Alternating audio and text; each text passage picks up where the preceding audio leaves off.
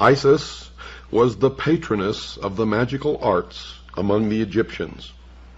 The use to which magic should be put is revealed in the Osirian cycle, where Isis applies the most potent of her charms and invocations to accomplish the resurrection of Osiris. In other words, the redemption of the human soul. That the gods of Egypt were elements of a profound magical system and possessed a significance far different from that advanced by modern Egyptologists is certain.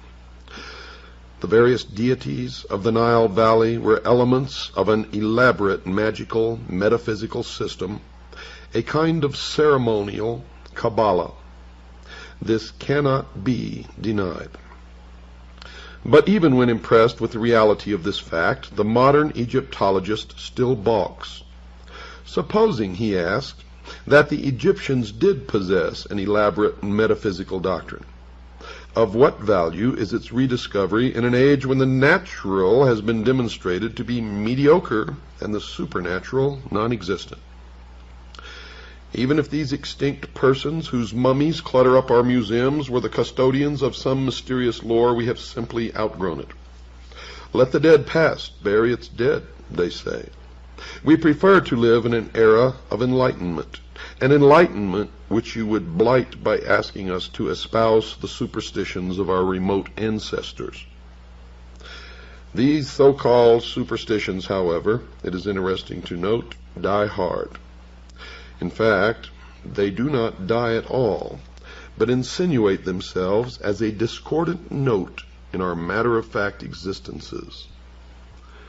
McCall's magazine published some time ago an article by Edgar Wallace entitled The Curse of Amun-Ra, dealing with the phenomena attendant upon the opening of the tomb of the pharaoh Tutankhamun. After vividly describing the curse of Amun-Ra, the author sums up the effect of this curse upon those who came in contact with the tomb or its contents. His statements are in substance as follows. At the time the tomb was opened, the party present at the excavations included the Earl of Carnarvon, Howard Carter and his secretary, Dick Bethel, M. Benedict, the French archaeologist, and M. Pasanova. Of these, only one, Howard Carter, remains alive. Now that was at the time of the article. Colonel Aubrey Herbert, Carnarvon's half-brother, and Evelyn White, who also entered the tomb, were both dead within a year, one by suicide. Sir Archibald Douglas Reed, the radiologist who took an X-ray of the mummy, was also dead within 12 months. And Professor Lafleur of McGill University, the first American scientist to examine the death chamber, did not leave Luxor alive. Wolfe Joel visited the tomb and was dead within a year. Jay Gould was taken ill within the tomb and died. Attendants whose duty it was to look after the exhibit from the tomb in the Cairo Museum also sickened and died. 7 French authors and journalists visited the tomb, and 6 were dead within 2 years. When they unveiled Tutankhamun, they found a mark upon his face, and by a strange coincidence, the mark left upon the face of Lord Carnarvon, which presumably caused his death, was in exactly the same spot and of similar appearance. Nor does this list include the numerous native workmen who perished from the curse. Only recently, another name was added to the long list associated with the tragedy. Arthur Weigall, after a long and mysterious illness, similar to that defined in the curse, is the most recent victim. The eminent authority on antiquities, Dr. Mardis, said, quote, "The Egyptians for 7,000 years possessed the secret of surrounding their mummies with some dynamic force of which we have only the faintest idea," unquote. Over the entrance to the tomb of Tutankhamun was a magical tablet inscribed with strange hieroglyphics. Dr. Mardis named this tablet the Stela of Malediction, for it pronounced a fearful curse upon any sacrilegious person who might violate the sanctuary of the deified head. And it was called the Stele. The words upon the stela were as follows: O ye beings from above, O ye beings from below, Phantoms riding the breaths of men, ye of the crossroads and of the great highways, wanderers beneath the shade of night, and ye from the abysses of the west on the fringes of the twilight, dwellers in the caverns of obscurity, who rouse terrors and shuddering, and ye walkers by night, whom I will not name, friends of the moon, and ye intangible inhabitants of the world of night, O people, O denizens of the tombs, all of you approach and be my witnesses and my respondents. Let the hand raised against my form be withered. Let them be destroyed who attack my name, my foundation, my effigies, the images like unto me." Unquote. Can modern Egyptologists and scientists in all branches and departments view lightly the culture of the Egyptians if their researches into the forces of nature gave them such strange power and enabled them to master natural laws of which modern learning has no knowledge or conception? Did you know that Lars Hansen was reared in the Stell Group? Did you know that a very famous talk show host who covers for the Masons all the time was a member? Also was heavily involved with the Communist Party? Did you know these things? Do you ever bother to check, you who listen to these people and believe them blindly? You, the sheeple of the world?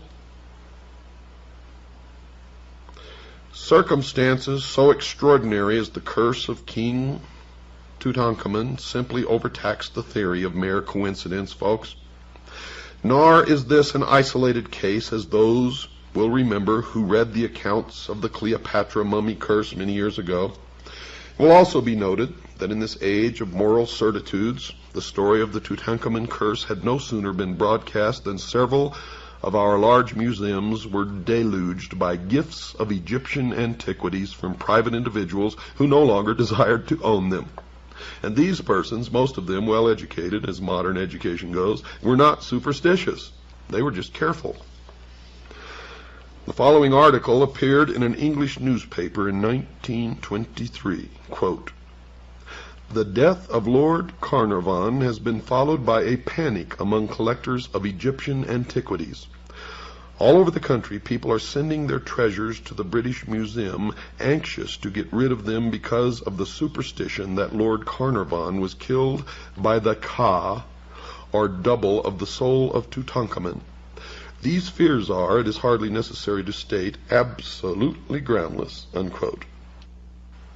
It's also hardly necessary, folks, to add that the journalist fails to give his authority for the last sentence. The newspaper article continues. Quote, "An avalanche of parcels containing mummies, shriveled hands and feet, porcelain and wooden statuettes, and other relics from the ancient tombs descended this week on the British Museum. Fear inspires these gifts, brought by every post. The belief that a dead king's curse is potent for evil after thousands of years won thousands of adherents on the day when Lord Carnarvon became ill. Few of the parcels received at the museum bear the sender's name. The owners, in their eagerness to wash their hands of the accursed things, have tried to keep their identity secret. The British Museum is a godsend to the superstitious. It offers a means of shifting the liability to expert shoulders. The museum authorities are used to such liabilities, having harbored the coffin lid of the powerful priestess of Amun-Ra for years. But they are not at all grateful for the present flood of gifts. The museum weathered a similar storm some years ago, when the story of the curse of the priestess of Amun-Ra became public. Sufficient scare gifts were received to fill a large showcase. A long chain of fatalities has been attributed to the curse of the priestess. Men who have made fun of the superstitious have died within the year. Another story is that a photographer took pictures of the priestess and placed the plates in his safe. When he went to look at them some weeks later, the glass had become a thin brown powder." Unquote. Now let us consider the rational explanations, so-called adduced by science in disposing of the superstition of the king's curse. Dr. Frederick H. Cowles, FRGS, famous British scientist, declared in an interview years ago that Lord Carnarvon and a number of workmen engaged in excavation met their deaths as the result of a poisonous and almost invisible dust placed there purposely by the wily priests to bring destruction upon the violators of the dead. Quote, "This poisonous dust," unquote, says Dr. Coles, quote, "analysis of which has baffled scientists, was scattered about the tomb. Lord Carnarvon was not the only one to note its fatal property, as a number of workmen engaged in the excavation were likewise stricken. Most of these died a lingering death, but others, greatly impaired in health, have recovered," unquote. There is nothing in the learned doctor's explanation, however, to account for the fact that Howard Carter did not chance to breathe any of the noxious vapors, although he was more steadily engaged in the work of excavation than even Lord Carnarvon. It's also questioned how much science actually knows about this mysterious dust which defies analysis, for if it cannot be analyzed, how can it be either identified with certainty or even proved poisonous? The term poisonous dust is evidently the charitable term that covers a multitude of scientific shortcomings. Several years later, there was another revelation that they were stricken with some virus that inhabits ancient tombs. And who knows what the real story is? Though sorcery has been accorded no official recognition by modern science, there is nevertheless a certain quasi-official acceptance of the reality of occult phenomena throughout the civilized world. In a newspaper interview, Sir Arthur Conan Doyle illustrates the widespread recognition of the idea that the Egyptians knew how to surround their dead with mysterious guardian agencies which throughout the centuries visited their vengeance upon grave robbers, scientific or otherwise. In discussing with the correspondent of the Daily Express the death of a certain Mr. Fletcher, who had felt the wrath of Egypt's dead, Conan Doyle declared that the tragedy was caused by Egyptian elementals guarding a female mummy because another student of Egyptology, a Mr. Robinson, had begun an investigation of the stories of the mummy's malevolence. Quote, "I warned Mr. Robinson," he says, "against concerning himself with the mummy at the British Museum. He persisted, and his death followed," unquote. You may wonder where all this is going. But it becomes clear when you understand that the Egyptians inherited the religion of Babylon. So are we to presume that this single phase of ceremonial magic constituted the entire repertoire of the Egyptian thaumaturgists? You see, if they could manifest such surprising power, is it not probable that they possessed a knowledge of other natural hidden forces, forces as yet unknown to the modern public world, which is possibly of inestimable value, which may still be contained within what is called the secrets of the ages, which is guarded by the modern mystery school, which is still the ancient mystery school brought forward through the ages? We are assured in the authorized version, and note I say authorized version of Holy Writ, that the magicians of Egypt changed their staves or rods into serpents in the presence of Pharaoh. The modern scientist does not live who can duplicate that phenomena, yet if he happens to be a good Christian, he is in somewhat of a dilemma. We can pass over all the desperate efforts to disprove the magical powers of the Egyptians as arising not from a mature knowledge, but from a desperate prejudice. You see, magic is too ancient and too universal to be explained away by mirrors, wires, and hinges. In Egypt, we are dealing unquestionably with true manifestations of occult power. The learned author of Art Magic presents what may be accepted as a reasonable, accurate estimation of the priest-magicians of the old Egyptian mysteries. Quote, They were highly educated, scientific men. They understood the nature of the lodestone, the virtues of mineral and animal magnetism, which together with the force of psychological impression constituted a large portion of their theurgic practices. They perfectly understood the art of reading the innermost secrets of the soul, of impressing the susceptible imagination by enchantment and fascination, of sending their own spirits forth from the body, which many modern metaphysical teachers claim that they can do, as clairvoyants under the action of powerful will. In fact, they were masters of the art now known as mesmerism, clairvoyance, electrobiology, etc. They also realized the virtues of magnets, gums, herbs, drugs, and fumigations, and employed music to admirable effect. And no one since has been able to perfect or even come close to their art of embalming the dead. The highly gifted Egyptologist Lenormant acknowledges Egyptian magic as an essential part of their religious philosophy. James Bonwick, FRGS, thus summarizes the powers possessed by Egyptian adepts. Quote, Egyptian mystics could levitate, walk the air, handle fire, live underwater, sustain great pressure, harmlessly suffer mutilation, read the past, foretell the future, make themselves invisible, and cure disease. Unquote. Now, I have no idea whether to believe that or not, but that is what this expert says.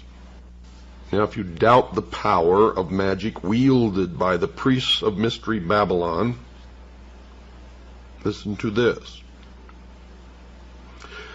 For we can compare James Bonwick's account with some other news from Tibet, another land long famous for magic.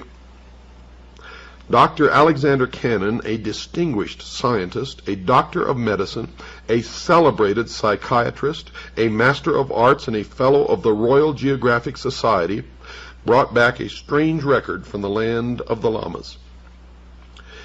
He claimed he saw a tree withered by a pointed finger, a dead man raised to life, the Grand Lama surrounded by a blue aura 3 inches thick, and a human being lifted into the air by pure mental effort. The London County Council called upon Dr. Cannon to resign his post as the head of a noted institution for his remarks, but later, strangely enough, after further inquiry, withdrew the demand. It would seem, folks, that the age of miracles, or at least magic, is not dead. You know, Plato, and I wrote this in my book, was an initiate of Mystery Babylon, and was actually initiated in the Great Pyramid in Egypt, where he lay in the sarcophagus for 3 days and 3 nights. He entered as a mortal man, and according to his writings, emerged as a god, given or imparted knowledge which he was to guard and keep. Remember, they called themselves the guardians of the secrets of the ages. From the writings of Proclus and Iamblichus, we can gain a considerable insight into the principles of Egyptian magic. To the old philosophers, even Pythagoras and Plato, magic was no mystery. According to Proclus, the initiated priests so fully understood the mutual sympathy between the visible and invisible worlds that they were able to change the course of action and focus divine virtues upon inferior natures. And according to Plato, the highest form of magic consisted in the divine worship of the gods, plural. And according to Iamblichus, the priests, through sacerdotal theurgy, were able to ascend from a material state of unconsciousness to a realization of the universal essence, thus coming to an understanding of universal purpose, by which the performance of high feats of magic became possible. Thousands of years later, Aleister Crowley claimed the same thing. Now this is significant. It's proper at this point to establish a clear line of demarcation between magic and sorcery. You see, the term magic was not associated with occult jugglery by the Egyptians, but arose from a profound understanding of natural law. Magic, said General Albert Pike, and you will be hearing an awful lot of General Albert Pike during this series of shows. Magic, says General Albert Pike, is the exact and absolute science of nature and its laws. Unquote. From the knowledge of this absolute science arises occult science. Occult merely means hidden, folks. From experience in occult science, in turn, arises the theurgic art. For as surely as man has adapted his physical universe to his purposes, so surely the adept of the mystery school adapts the metaphysical universe to his purposes. To acknowledge that the Egyptians possessed the power of adapting mystical forces to physical ends is to bestow upon them proficiency in the most perfect and difficult of the arts, according to the mystery religion of Babylon. Yet to deny this ability on the part of the Egyptian priests is to deny the evident, and we must resign ourselves to the undeniable fact that they possessed a form of learning which has not been conferred upon this present race, at least publicly. Men like Aleister Crowley have proven that it has been passed down through the ages and is kept and practiced secretly by those who call themselves the guardians of the secrets of the ages.